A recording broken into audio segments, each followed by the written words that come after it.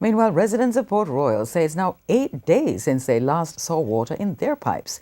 Residents have to find alternative measures to get water to their families as the problem is yet to be identified. TVJ's Kirk Wright has more in this report.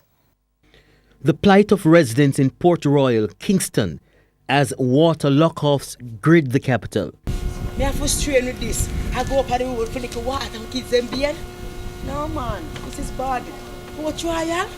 Oh God. Poor trial am I deal with, sir?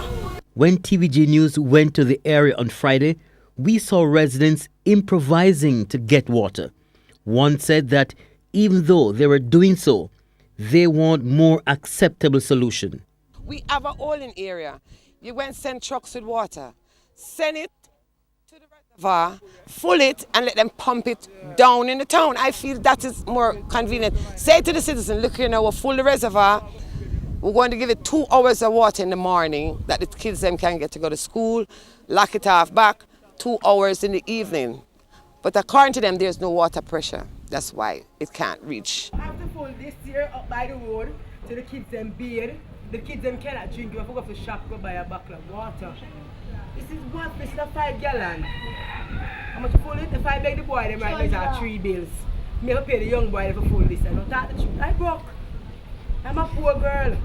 I don't tell the truth. And I have to buy a water at the shop for $3.50. I don't have the money. My daughter have to go to school every day, and my son. School have to over very early. This is school I'll keep. This is bad.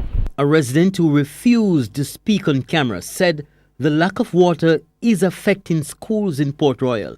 The primary school, them have to send over the student them half day, 10 o'clock, 12 o'clock. The basic school cannot open, it only open Tuesday. For the rest of the week it don't keep because you know it's babies. So the water shortage affect them. But the impact was not felt at Gloria's seafood restaurant. Not really, because we have our tanks and our bars keep them full.